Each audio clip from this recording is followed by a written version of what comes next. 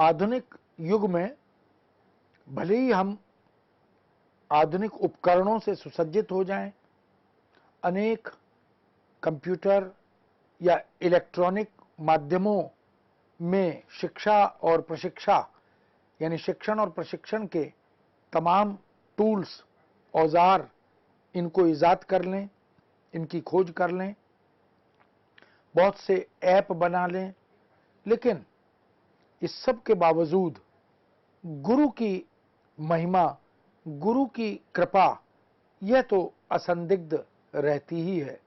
इन उपकरणों के निर्माता भी गुरु की भूमिका में ही होते हैं। इसलिए मशीन का प्रयोग यदि शिक्षण प्रशिक्षण के क्षेत्र में आज किया जा रहा है, जिसमें बहुत से लोगों का, अमेरिका के अनेक ऐसे विशेषज्ञों का नाम उल्लिखित होता है, चाहे वो लैम्सडेन हो, ग्लेजर हो, जिन्होंने 1930-40 के आसपास विशेष तरह की स्व शिक्षा, आत्म शिक्षा या स्वनिर्दिष्ट शिक्षा, ऐसी पुस्तकों, ऐसे कार्ड और बोर्ड आदि का भी निर्माण किया, खोज की। 1900 से 1950 तक यह समय इस बात का साक्षी है कि विज्ञान की शिक्षा को हम इस प्रकार की मशीनरी से बहुत प्रभावित तो नहीं कर पाए, लेकिन ऐसी लर्निंग मेथडोलॉजी यानी शिक्षण की पद्धतियों का विकास समय समय पर होता रहा।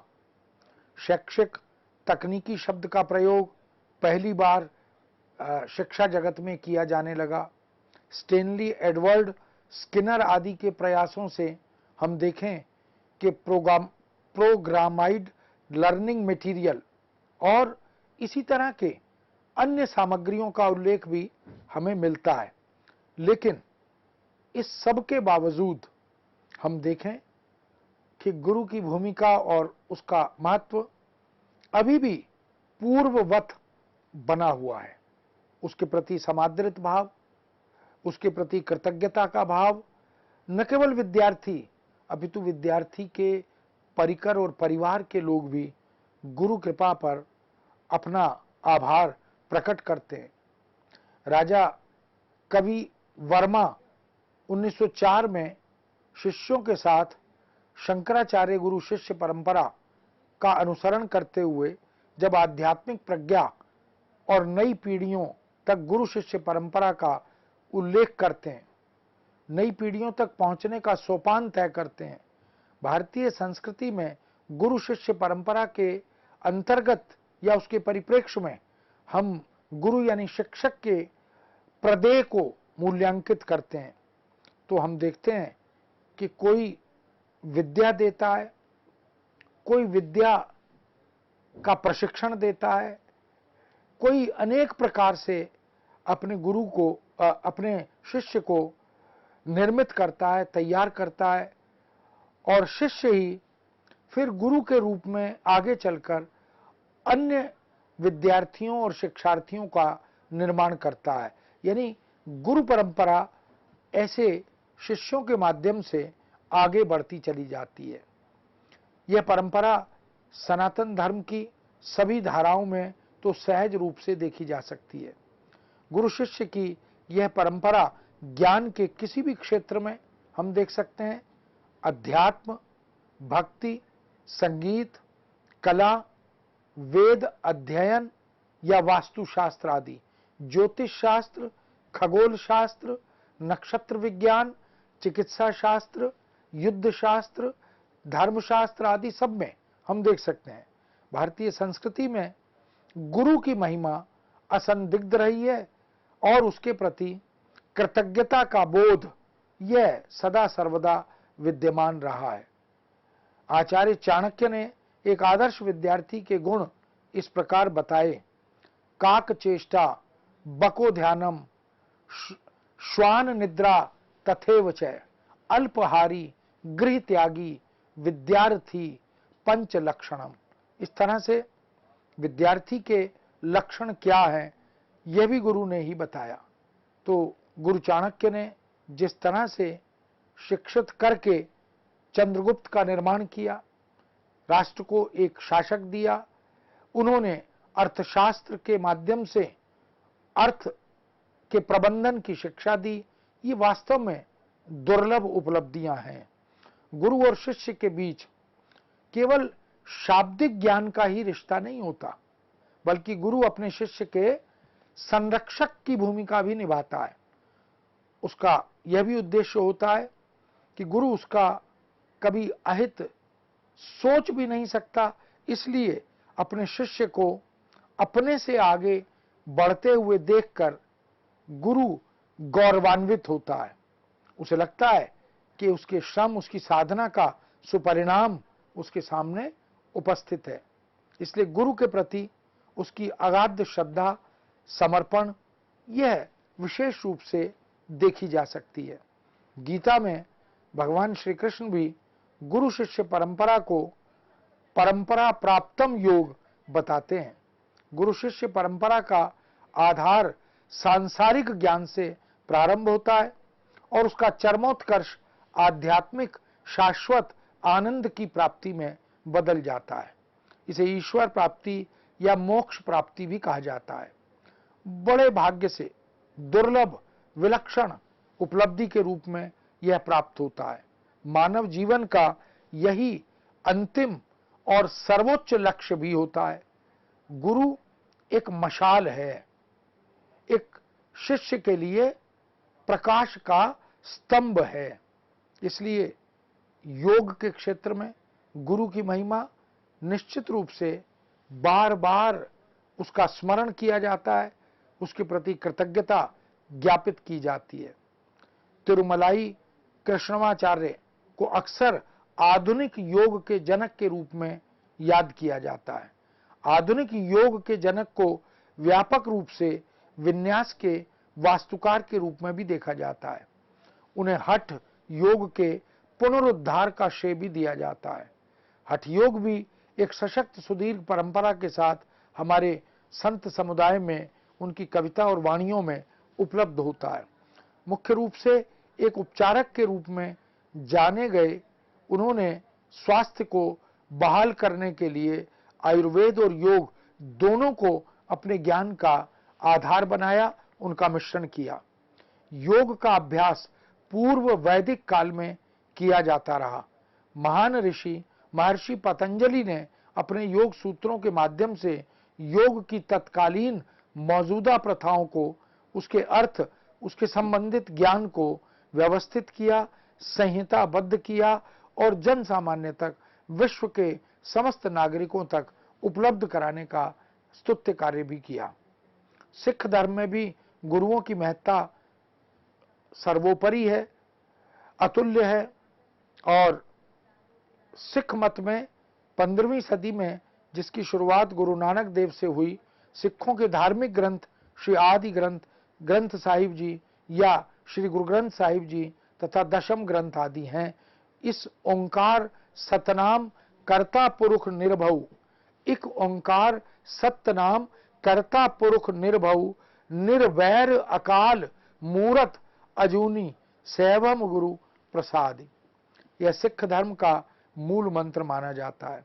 गुरु नानक देव जी ने पंजाब के सुल्तानपुर लोधी में पवित्र काली बेई के किनारे सिख धर्म के इस मूल मंत्र का उच्चारण किया और श्री गुरु ग्रंथ साहब की बुनियाद भी रखी।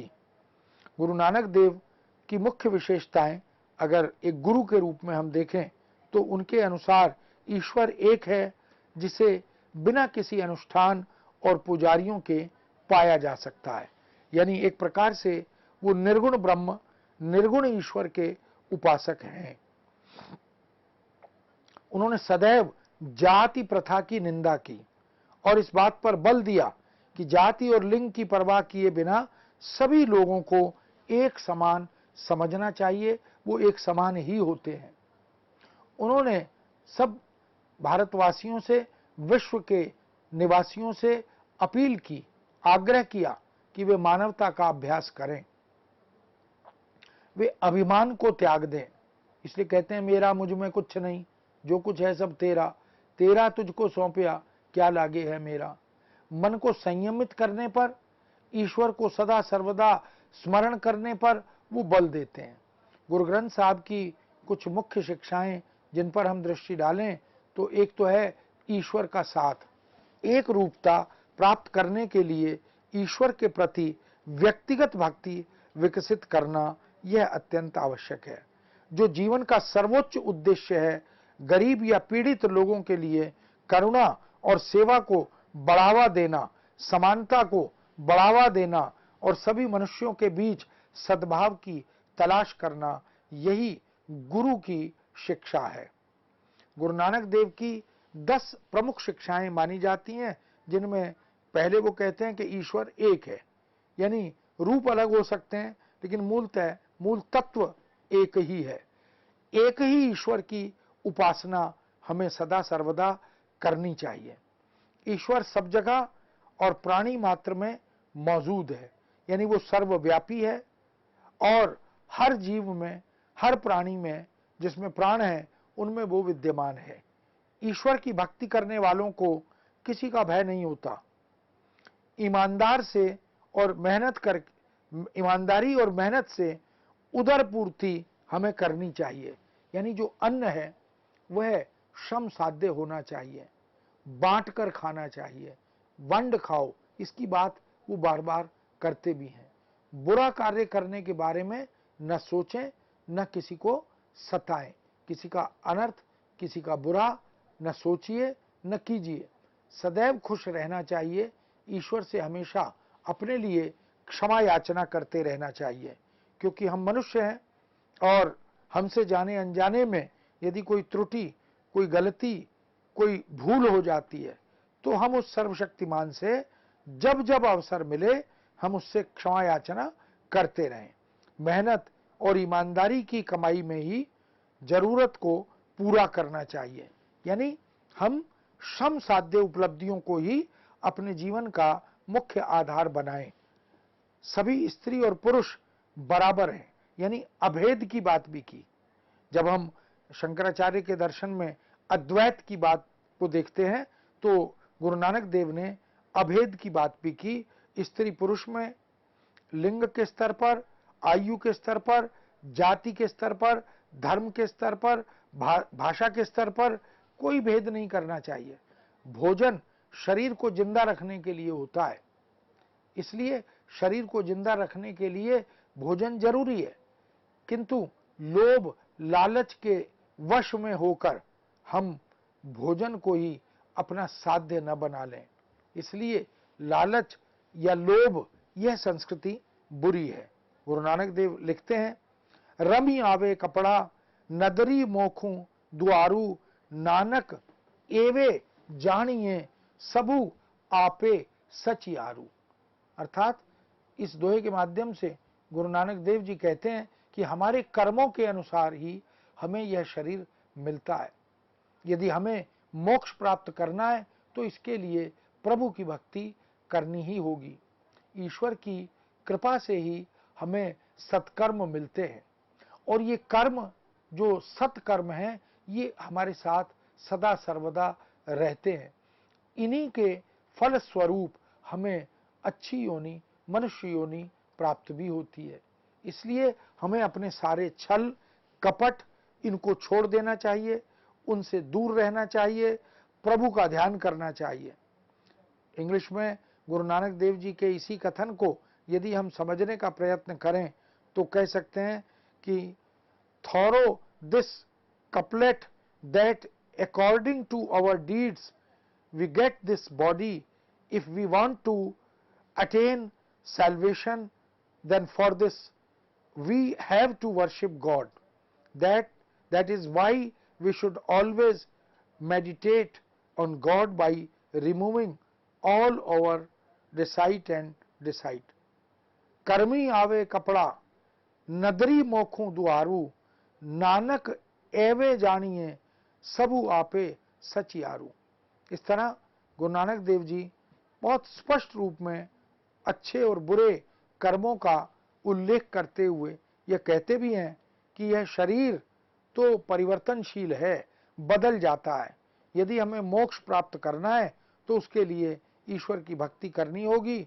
हमें अपने सभी भ्रमों का निवारण और नाश करना होगा। इसलिए हमें विश्वास करना चाहिए कि ईश्वर हर जगह, हर स्थल पर, हर क्षण मौजूद है। शिक्षकों के संरक्षक सूफी संत Saint John Baptist de La Salle का भी जन्म 30 अप्रैल 1651 को फ्रांस के रिम्स में माना जाता है।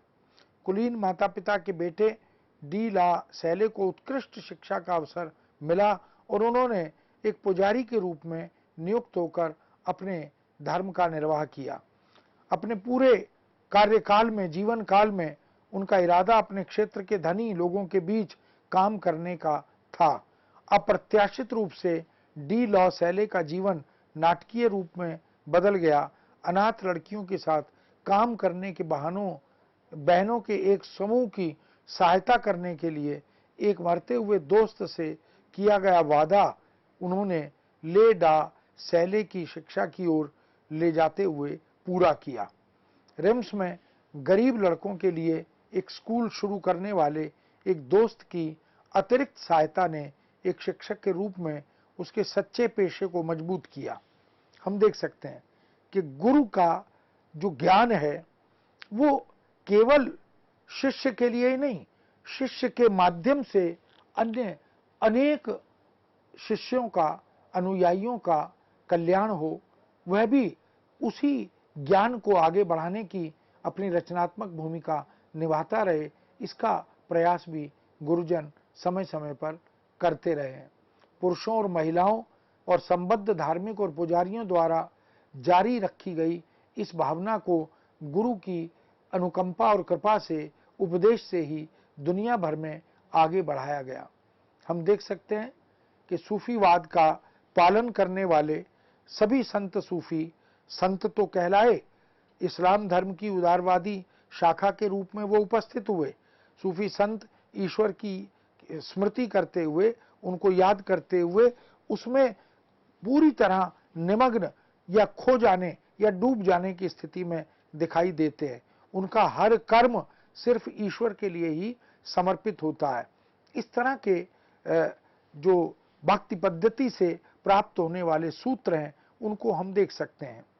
इसलिए संसार की मोह माया इन संतों को, इन साधुओं को जिन पर गुरु कृपा है, जिन्होंने गुरु के द्वारा प्रशस्त मार्ग का अनुसरण किया है, उन्हें कोई माया, कोई भौतिकता, कोई बाजार विचलित नहीं कर पाता। सूफी संत एक ईश्वर में विश्वास करते हैं और भौतिक सुख सुविधाओं को त्यागने पर बल देते हैं। धार्मिक सहिष्णुता और मानव प्रेम, भाईचारे आदि पर विशेष बल देते हैं। इस तरह से प्रख्यात अनेक सूफी कवि, सूफी संत, वो सब भी ईश्वर को अगर स्मरण करते हैं तो कहते हैं कि अगर मैं नरक में जाने के भय से वो काम करूं तो वो मुझे अपनी इबादत में बाधा लगता है।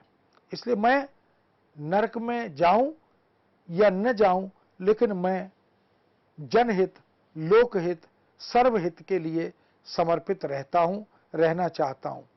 इस स्वर्ग के लोभ में वो इबादत को छोड़ना नहीं चाहते। इसलिए भक्ति आंदोलन के लगभग सभी संतों ने सामाजिक समानता के समर्थक और पक्षधर बनकर जाति प्रथा, छुआछूत आदि का विरोध किया। इन संतों ने तमाम तरह के वर्ग भेद, लिंग भेद, भाषा भेद, धर्म भेद, जाति भेद का भी खंडन किया। मानवीय एकता पर बल दिया। वे जाति प्रथा को ईश्वरीय इच्छा के प्रतिकूल घोषित करते हैं। वो मानते थे इसलिए सभी मनुष्यों को एक ही ईश्वर की संतान के रूप में देखा जाना चाहिए, इस पर वो बल भी देते हैं। भारतीय संतों में कबीर सिकंदर लोधी के समकालीन थे। रविदास, संत दादू, गुरु नानक, चैतन्य, तुलसीदास, ऐसे अनेक संतों में धर्म कर्म के प्रति लोगों को जागरूक बनाने का जो बिगुल बजाया गया, जो शंखनाद किया गया, उसका मूल उद्देश्य ही यही था कि सबको समभाव से, समानता से देखा जाए। रज्जब अली लिखते हैं, रज्जब जाकी चाल सो दिल न दुखाया जाए, जहां खलक खिदमत करे उत है खुशी खुदाए।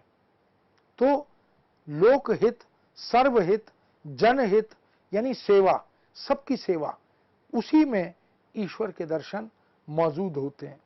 जैसे तिल में तेल है, ज्यों चकमक में आग, तेरा साईं तुझ में तू जाग सके तो जाग।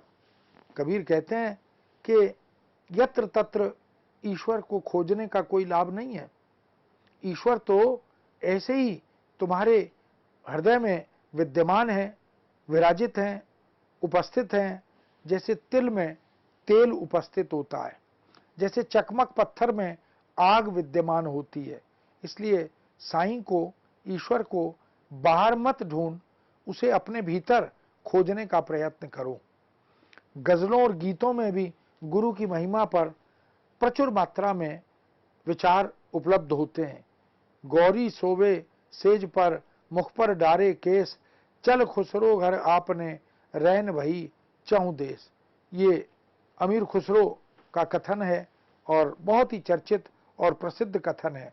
खुसरो कहते हैं कि आत्मा रूपी गौरी सेज पर सो रही है, उसने अपने मुख पर केश डाल रखे हैं, वह दिखाई उसे कुछ दे नहीं रहा। इसलिए तब खुसरो ने मन में निश्चय किया कि अब चारों ओर जब अंधेरा हो गया, रात्रि की व्याप्ति दिखाई देने लगी, इसलिए अपने घर अर्थात परमात्मा के घर अब हमें चलना चाहिए। क्या गंगा क्या गोमती, बदरी गया पिराग, सतगुरु में सब ही आया, रहे चरण लिव लाग। ये फूलीबाई का कथन है। और ऐसे ही कबीर कहते हैं, जाका गुरु भी अंधला, चेला खरा निरंद, अंधा अंधा ठेलिया, दोनों कूप गड़ंत। यानी यदि गुरु भी अब समाज के अंधविश्वासों का अनुपालन करता हो, अगर वह भी सत्य का बोध न कर पाता हो, तो गुरु और शिष्य दोनों ही कुएं में जाकर गड़ंत होते हैं, गिर जाते हैं। इसलिए गुरु भी ऐसा होना चाहिए जो शिष्यों का मार्ग प्रशस्त करे, उसे सन्मार्ग पर ले जाए, उसे आत्मविश्वास दे, उसे आत्मनिर्भर बनने में उसकी मदद करे।